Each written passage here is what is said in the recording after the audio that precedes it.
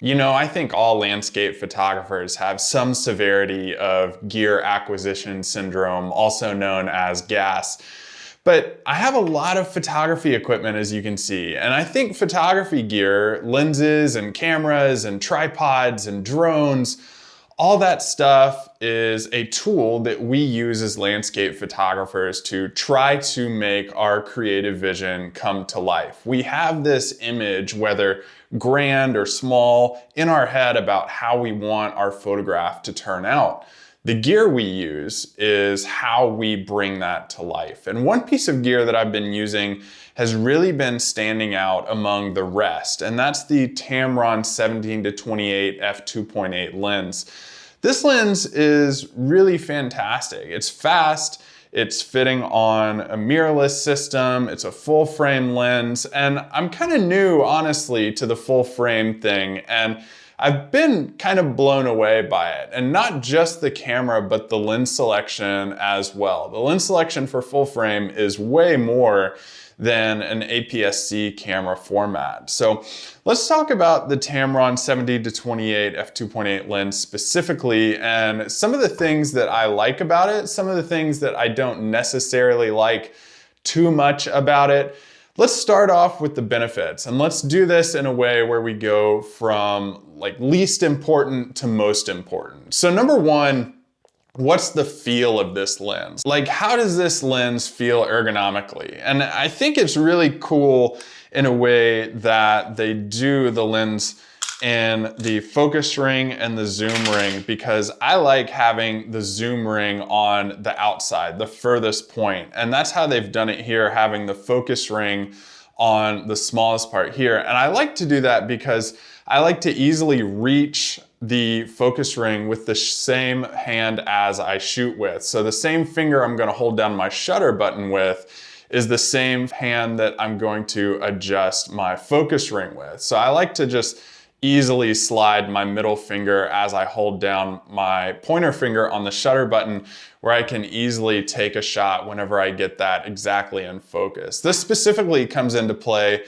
when I'm doing something like pairing wildlife and landscape photography together. You know, I recently went on a trip to Africa and used this lens, a lot of different scenarios of photographing wildlife while also pairing that wildlife with the surrounding landscape. I think it's a great way to tell a story of a location, especially if you're going somewhere for the first time and you really want to show off a location and a lot of the animals that were there too, encompassing that whole place. So ergonomically, I think this lens feels really good.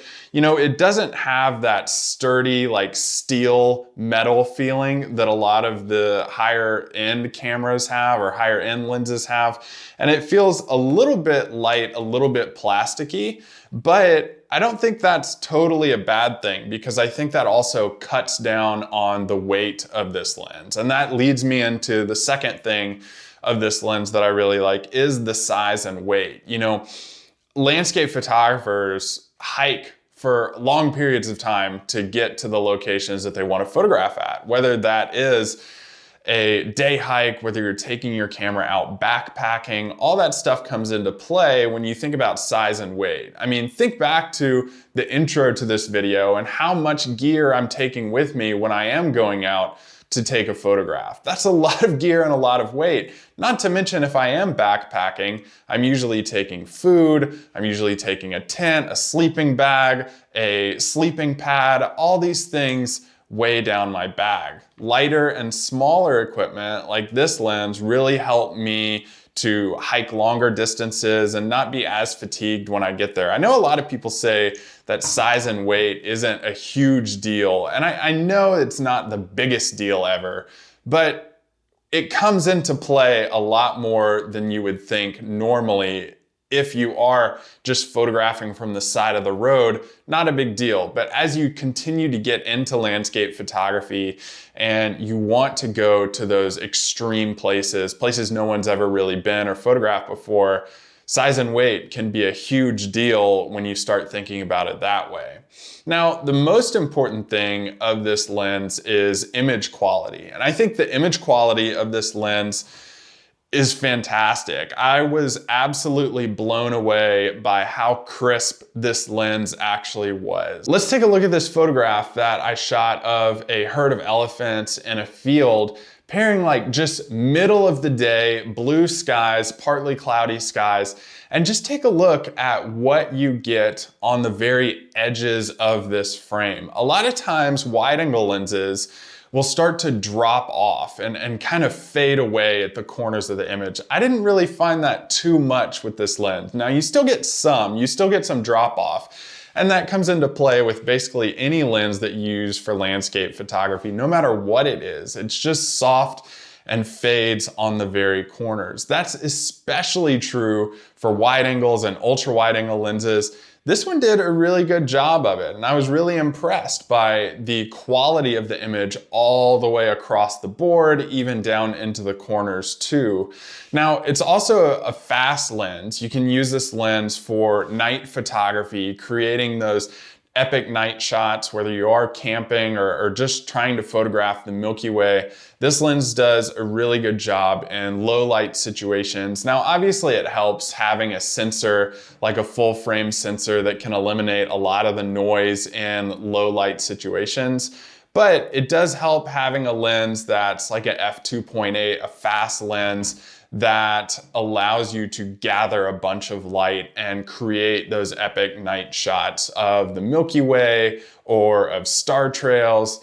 This just does a really good job of photographing situations like that. Now, one of the things and one of the missions of my photography gear list and gear that I acquire over a long period of time is how budget friendly is this? And this lens is pretty budget friendly, coming in at a pretty low price point. So if you compare it to some of the other lenses, like say I am using a Sony camera, if I bought a Sony lens that was comparable to this, I would be paying hundreds of more dollars for that same lens. So it's really good to find budget-friendly, kind of like third-party lenses that you can get to put onto your camera. Like, I don't necessarily think you have to buy all Sony lenses for Sony cameras or Canon lenses for Canon cameras, Nikon for Nikon, all that. Tamron has really done a good job, and this isn't sponsored by them at all. I just like their gear and like that they price it lower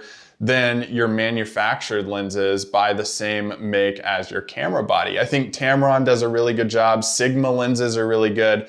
So look for those third-party lenses too to save you a little bit of cash when you do buy those. Now you can get in a little bit of trouble with those types of lenses because some of them don't have as good of a reputation as a Tamron or a Sigma, but this lens was absolutely fantastic across the board, well worth the price point. I would highly recommend this for anybody shooting landscapes. Now, what about like some of the drawbacks here? Drawbacks, I mentioned earlier, the feel of it being a little bit plasticky, a little bit light, not as durable feeling as, say, a metal lens that's like completely weather sealed. You know, I haven't tested this a lot in the rain. I have tested it in damp conditions and it did just fine.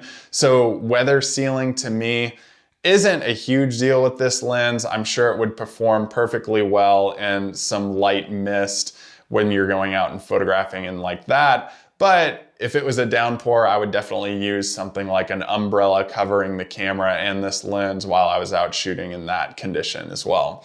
Now, another drawback here is I didn't necessarily like when I'm using autofocus how it took a little while to search for the overall autofocus. And I was using like the general autofocus on this. I wasn't using spot metering or anything like that, or point autofocus or autofocus continuous.